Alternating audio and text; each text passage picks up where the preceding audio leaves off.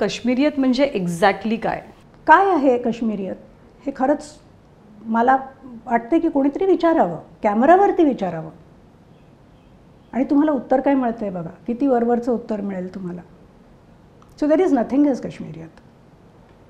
आणि फक्त एकाच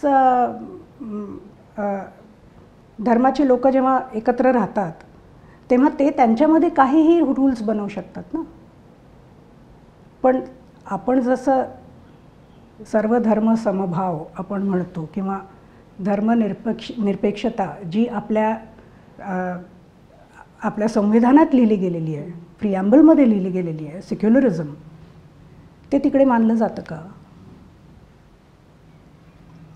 ज्या स्टेट्समध्ये खरोखर ह्याचा रिस्पेक्ट होतो त्या स्टेट्स तुम्ही बघा, तिकडे काही असे शब्द आहेत का? तिकडे आपल्याला सेक्युलरिझम हा शब्द पुरतो. आपल्या महाराष्ट्रात असा काही शब्द आहे का? सो हे सगळं आय थिंक काय म्हणतो हे दिशाभूल करण्याच्या गोष्टी आहेत ह्या. असं काहीही नाही आहे. There is nothing called काश्मीरियत.